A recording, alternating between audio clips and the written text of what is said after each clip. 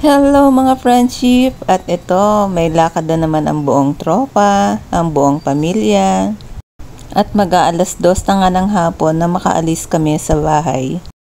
At ihahatid na nga namin ang aming bunso sa kanyang dorm kasi magsisimula na ang 3rd sem nila bukas.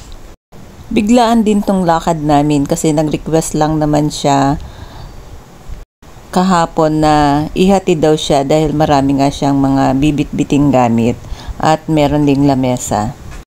Kaya nag-decide na nga rin kami na ihatid siya, at pag ganito ngang may lakad papunta doon para naman hindi sayang ang biyahe, ay magkakasama na uli kami buong pamilya para hindi lang siya maihatid at makapag-bonding time din kahit konting oras. Sinasamantala lang namin din ang pagkakataon kapag merong ganito. At pag nga pupunta kami sa dorm ay namamasyal lang din kami yung malapit lang din dun sa kanyang dorm. Hindi na masyado lumalayo. At medyo madilim nga ang langit, akala namin ay uulan na. Pero hindi pala, may oras na madilim, may oras na mainit talaga, maaraw. At gusto ko nga sanang puntahan namin ay yung Tagaytay para maiba naman ang ambience. Para naman mas maging special ang lakad. At after an hour nga or mahigit sa 1 oras, ay nakarating na kami dun sa dorm niya. Mahigit 1 oras lang talaga ang biyahe kapag naka-van ka or pag diretso ang biyahe. At kapag mag-commute ka naman ay siguro aabutin na rin ng 2 oras. At kapag nakita nyo nga dito sa South Super Highway ang Lazada, ay malapit na siya dito. Dito sa may Kabuyab exit, dito sa South Point.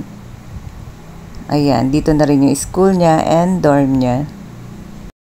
Private tong lugar nila kaya wala din masyadong taong nasa paligid. Unless may pasok na. Ang residential area ay medyo malayo dito. Ang nandito lang ay yung mga condominium or sa dormitory at subdivision na rin siguro dun sa bandang dulo. So private talaga. Kaya kapag walang pasok ay kokonti lang talaga ang tao dito. At heto na nga yung dorm niya.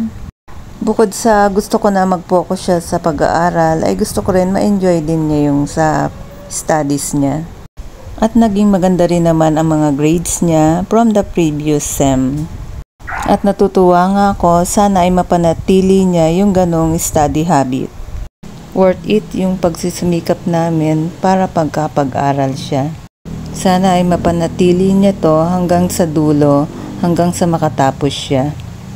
At sana ay matupad namin yung pangarap namin na makapagtapos siya. Sana ay makayanan at masuportahan pa namin hanggang dulo. Nasa unang taon pa lang ngayon ng pag-aaral niya. At mahabang panahon pa nga bago siya makatapos. At sana rin ay alagaan niya ang sarili niya at huwag siyang magkasakit. At sana rin ay maiwasan na niya ang pagpupuyat dahil ang mga kabataan ngayon ay paumaga na kung makatulog. Palaging puyat. At hindi nga healthy yon sa katawan ng tao. At after nga namin sa dorm, iwan yung mga gamit niya, ay nag-decide na kaming pumunta dun sa papasyalan namin sa Tagaytay. Medyo nag-aalanganin pa nga kami papunta doon kasi may alert level 1. Gawa ng sa bulkan. Kaya nagpe-pray din kami na sana ay maging maayos ang aming lakad. At kahit may babala at hindi naman ipinagbawal, ay medyo marami pa rin namasyal doon. Linggo kasi kaya medyo marami ding tao. Kaya nag-decide na rin ako na doon pumunta ay gusto ko makakita ng magandang view.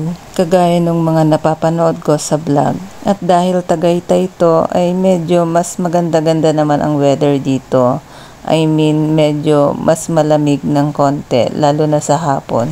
At wala na nga traffic nung pagpunta namin dito kasi mga bandang 4:30 na kami nakarating dito. Konting oras lang kami dito, siguro ay inabot din kami ng 3 oras. At sulit naman kahit konting oras lang. At dahil gustong dumaan ng husband ko dito sa palengke, ay pumunta kami muna dito. Tumingin-tingin ng mga prutas at isda. At hinanap din namin ang tawilis.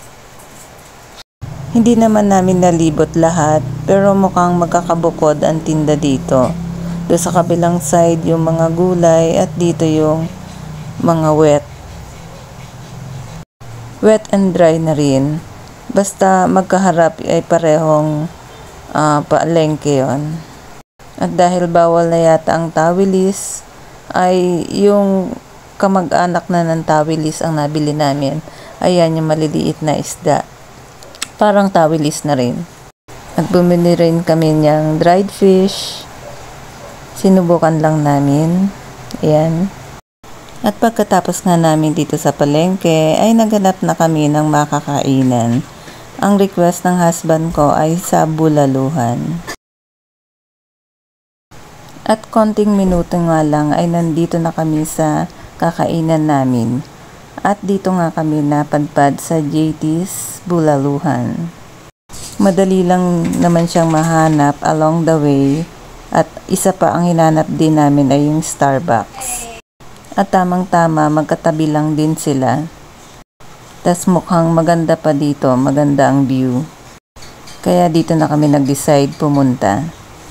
At dahil nandito na rin lang kami sa Tagaytay, ay wini-wish ko lang naman ay yung magandang view ang mapuntahan. Para naman sulit na sulit ang pagpunta namin. Dahil minsan lang naman kami mapunta dito. Para naman kahit napakagastos ka man ng konti, ay sulit na sulit naman ang iyong pinagkagastusan. At dito nga sa JT's Restaurant ay marami rin mga tindang, iba't ibang klaseng tinda, hindi lang mga chichira, may mga olive oil, chili garlic, mga organic na juice, eto mga dessert, mga delicacies, wine, turmeric powder, at marami pang iba, maraming choices. Marami kang pwedeng bilhin. Ayan, mga organic na, ayan, kagaya niyan. Marami kang pwedeng makita dito at bilhin. Kaya, maganda rin pumunta talaga dito. Hindi lang dun sa resto nila, meron ka rin mabibilhan pa na food. Plus, magandang view. Ayan, diba? Ang ganda-ganda. So, sulit na sulit talaga ang pagpunta namin dito.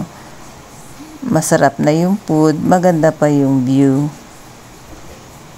Kaya nagpapasalamat talaga ako kay God, yung blessing na makapunta kami dito. Yun bang wini-wish ng puso ko ay natupad. Kasama ng aking buong pamilya. Okay lang gumastos paminsan-minsan at pipiliin mo rin yung iyong pagkakagastusan para worth it naman. Kaya I'm so thankful and grateful to God. At yung mga kahilingan ko or wish ko ay natutupad. At matuto din tayong magtipid at mag-ipon para sa panahon na pangangailangan natin ay meron tayong magamit. At yung ibang simpleng kahilingan natin ay matupad.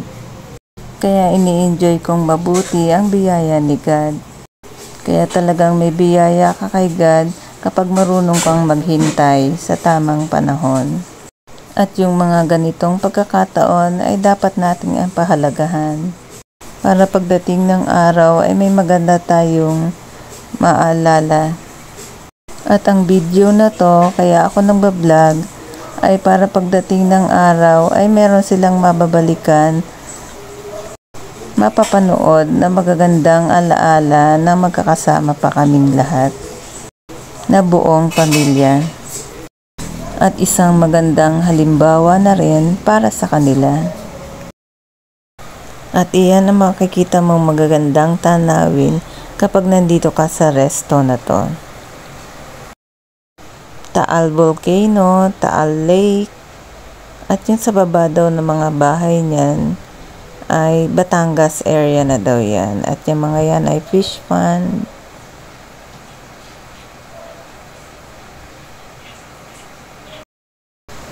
Thank you very much for watching mga friendship. Bye bye. See you sa part 2.